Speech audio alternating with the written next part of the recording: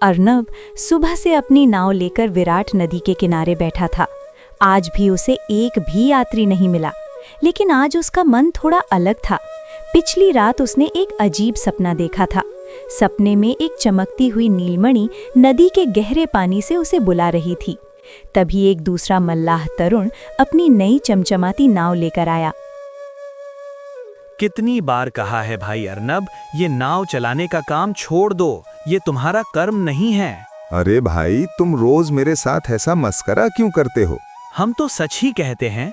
सुनो, तुम्हारे पिता मल्लाह रघुनाथ इस नटवर गांव के सबसे कुशल मल्लाह थे, लेकिन वो तुम्हारे असली पिता नहीं थे। उन्होंने तुम्हें गोद लिया था, इसलिए वो दक्षता, वो कौशल तुम्हारे खून में नहीं है। अपनी इस पुरानी मनहूस नाव की तरह देखो, इसके ऊपर जैसे किसी प्रेत की छाया पड़ी है। अर्नब की आंखें दुख और गुस्से से भर गईं। देखो, तुम हमें परेशान मत करो। पहले से ही बहुत से लोगों का हम पर कर्ज है। रोज कोई न कोई तगादा करने आता है और उसके ऊपर तुम आकर रोज खोटी सुनाकर जाते हो। ये कहकर अर्नब ने रस्सी से नाव को बांधा और चुपचाप घर की ओर चल दिया।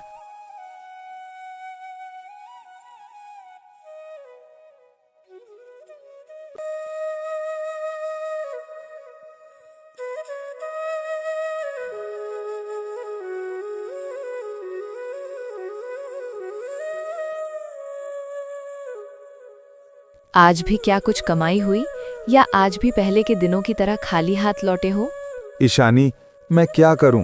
सुबह से शाम तक किनारे पर बैठा रहा, एक भी यात्री नहीं मिला। आज तरुण ने और भी बुरी बातें कहीं। उसने कहा कि हमारी नाव पर किसी भयानक प्रेत की छाया पड़ी है। अब रुकिए भी, क्या आपको कोई अंदाजा है? अभी कुछ देर पहले गांव के पंचायत प्रधान हमारे घर आए थे। उन्होंने कहा है कि अगर कर्ज अदा नहीं किया गया तो वे हमारी नाव जब्त करके नदी के किनारे नीलाम कर देंगे। जी चाहता है ये काम छोड़कर कोई दूसरा काम सीख लूं, पर क्या करूं? इसके अलावा तो कोई हुनर ही नहीं जानता। ईशानी की बातों से अर्नब के मन में नया साहस जागा। उसने तय किया कि अब वो डरकर छिपा नहीं रहेगा, बल्कि अपने सपने में देखी गई उस नीलमणि का रहस्य जानने की कोशिश करेगा।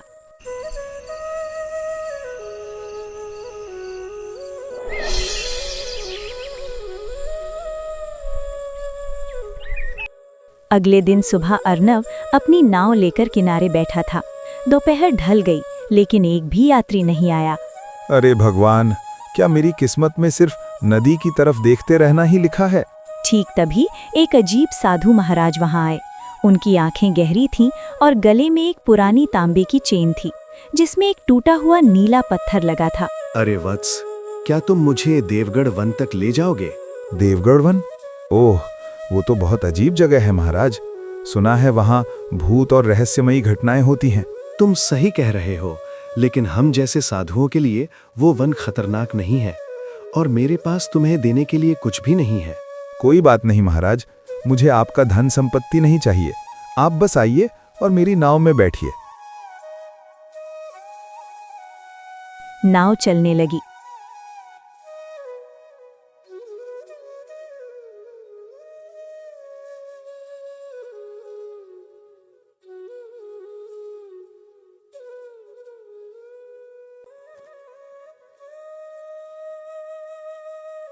जब वे वन के किनारे पहुंचे, साधु ने उतरते समय अर्नब की ओर देखा।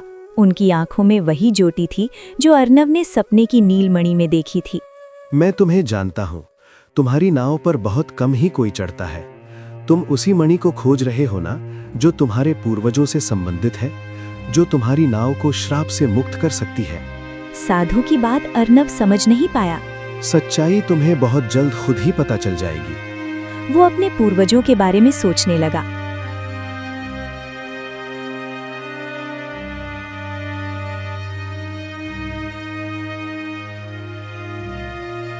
वो नाव पर बैठने ही जा रहा था, ठीक तभी किसी की चीख सुनाई दी। बचाओ, बचाओ, मेरी मदद करो। अगर कोई मासूम इंसान मुसीबत में पड़ा है और मैं मदद न करूं, तो ये मानवता के विरुद्ध होगा।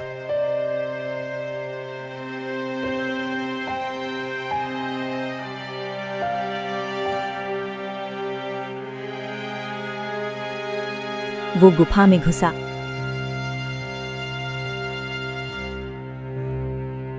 वहाँ एक हिरण पिंजरे में कैद था जो इंसानी आवाज में रो रहा था। बचाओ बचाओ, मेरी मदद करो, मुझे इस पिंजरे से बाहर निकालो। अरे तुम तो हिरण हो, तुम इंसानों की तरह बात कैसे कर रहे हो? तुम जरूर कोई राक्षस हो। नहीं, मैं कोई राक्षस नहीं हूँ, मैं एक शापित राजकुमार हूँ। ये पिंजरा मेरी शापित मणि के जादू से बना है। तुम मुझे गलत समझ रहे हो। अगर तुम सच में नेक दिल इंसान हो तो मुझे मुक्त करो। शापित राजकुमार और मेरी नाव की वो प्रेत छाया, ये सब क्या है? तुम खुद को जो समझते हो, तुम असल में वो नहीं हो, और तुम असल में कौन हो इसका ज्ञान तुम्हें नहीं है। लेकिन मैं जानता हूँ कि तुम कौन हो अर्नब। तुम्हारी नाव पर जो काली छाया है वो तुम्हारे वंश पर लगे पुराने श्राप का फल है। वो श्राप तभी टूटेगा जब तुम मुझे मुक्त करोगे और मेरे साथ स्वर्ण लता फूल लाने जाओगे। ठीक है, अगर तुम मेरे बारे में सब जानते हो तो बताओ मैं कौन हूँ। नहीं, मैं अभी कुछ नहीं कह सकता, लेकिन मैं तुम्हें वचन देता हूँ, जैसे ही तुम मेरी मदद करोगे मैं तुम्हें तुम्हारी असली पहचान और श्राप तोड़ने का रास्ता बता दूंगा। बहुत बहुत धन्यवाद मित्र, तुमने मेरी मदद की है। आज से हम दोनों मित्र हुए। आज से तुम मेरे मित्र हो। तुम मेरे साथ मेरे घर चलो। मेरी पत्नी ईशानी को समझाना मुश्किल होगा, लेकिन तुम मेरे साथ रहना। और हाँ, मेरी नाव का श्राप कैसे टूटेगा? वो श्राप तुम्हारे पिता महाराजा रुद्र प्रताप और मेरी शापित मणि से जुड़ा है। मैं तुम्हें उस स्वर्णलता फूल के पास ले जाऊंगा। वही फूल हमारी मुक्ति का एकमात्र रास्ता है। लेकिन एक बात हमेशा याद रखना अर्नब, मेरी इंसानी आवाज सिर्फ तुम सुन पाओगे। वे दोनों घर पहुंचे। हिरण को देखकर ईशानी डर गई। ईशानी, डरो मत, ये हिरण हमारा मित्र है और ये बात कर सकता है। इसने मुझे एक बहुत बड़े रहस्य के बारे में बताया है। ये हिरण कह रहा है कि ये हमारा कोई नुकसान नहीं करेगा, बल्कि हमारी गरीबी और हमारी नाव की प्रेत छाया को दूर करेगा। अच्छा, तो क्या तुम हमारी गरीबी दूर कर सकते हो? क्या तुम सच में हमारी नाव से वो मनहूसियत हटा सकते हो? हाँ, क्यों नहीं, लेकिन तुम्हें मेरा सम्मान करना होगा। मैं तुम्हें एक रहस्य बताता हूँ। हमें देवगढ़ वन की गहराई में जाकर स्वर्णलता फूल लाना होगा।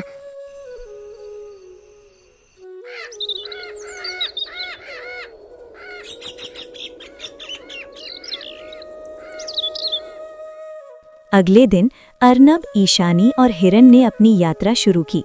वन के ठीक बीच में एक शांत झील है। उसके किनारे वो जादुई फूल खिलता है जो असाधारण शक्ति से भरा है। लेकिन झील के भीतर एक भयानक राक्षस कालांतक रहता है।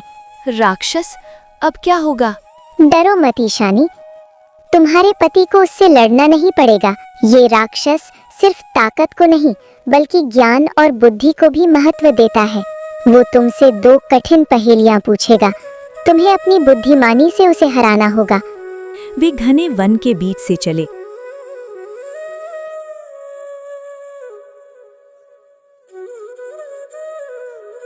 कुछ देर बाद तीनों एक रहस्यमयी झील के किनारे पहुंचे। झील का पानी एक अजीब रोशनी से झिलमिला रहा था। किनारे पहुंचते ही झील के पानी में भारी हलचल हुई। गहराई से काला धुआं उठा और देखते ही देखते वो धुआं एक भयानक राक्षस कालांतक के रूप में बदल गया। अरे मूर्ख इंसानों, तुम मेरे इलाके में आने की हिम्मत कैसे की? क्या तुम मेरा स्वर्णलता फूल चुराने आए हो? आज तुम्हारी जीवन लीला यहीं समाप्त होगी। कालांतक, तुम खुद को बहुत शक्तिशाली समझते हो ना? अगर तुम इतने ही बुद्धिमान हो तो आओ हमारे साथ बुद्धि की लड़ाई लड़ो। अगर तुम अपने ज्ञान से हमें हरा सको तो हमें मार देना, सिर्फ जोर जबरदस्ती से नहीं। ठीक है, मैं तुम्हारी ये आखिरी इच्छा पूरी करता हूँ। मेरी पहेली का उत्तर आज तक कोई नहीं दे पाया। अगर तुमने गलत उत्तर दिया तो मैं तुम दोनों को मार डालूंगा। तुम्हारा पहला प्रश्न, वो क्या है जो बिना देखे भी सब कुछ देख लेता है और बिना बोले भी सब सुन लेता है। और दूसरा प्रश्न है, ऐसी क्या चीज़ है जो रोज़ टूटती है फिर भी किसी को चोट नहीं पहुंचाती और उसे दोबारा जोड़ा नहीं जा सकता? अर्नब ने कुछ देर गहराई से सोचा, फिर उत्तर दिया, हे राक्षस, तुम्हारे पहले प्रश्न का उत्तर है मस्तिष्क और तुम्हारे दूसरे प्रश्न का उत्तर है सुबह का वादा। अरे, तुम सच में बहुत बुद्धिमान इंसान हो। तुमने बस कुछ ही देर में मेरी बहुत पुरानी पहेलियों का समाधान कर दिया। जाओ, मैंने तुम्हें ये फूल ले जाने की अनुमति दी। ये कहकर राक्षस गायब हो गया। अर्नब, अब समय आ गया है। फूल तोड़ लो और मुझे इस श्राप से मुक्ति दो। मैं चाहता हूँ कि ये शापित हिरण राजकुमार फिर से अपने असली रूप में वापस आ जाए और हमारे वंश पर लगा श्राप भी टूट जाए। अर्नब की बात खत्म होते ही हिरण एक राजकुमार अरब के रूप में बदल गया। उसका शरीर एक ईश्वरीय प्रकाश से भर गया और ठीक तभी साधु महाराज वहां आए। भैया, आपका बहुत बहुत धन्यवाद। मुझे पूरा विश्वास था कि आप मुझे बचाने जरूर आएंगे। आप मेरे बड़े भाई हैं। अरे, आप क्या कह रहे हैं? आप तो एक राजकुमार हैं और मैं एक साधारण मल्लाह। मैं आपका बड़ा भाई कैसे हो सकता हूँ? राजकुमार जो कह रहा है वो सच है।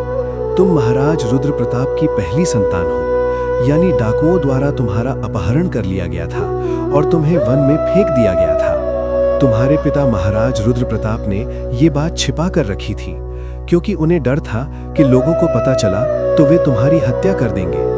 रघुनाथ मल्लाह ने तुम्हारा पालन पोषण किया है और उस शापित मणि ने राजकुमार अरब को श्राप दिया था और उसी के प्रभाव से तुम्हारी नाव पर दुर्भाग्य की छाया थी।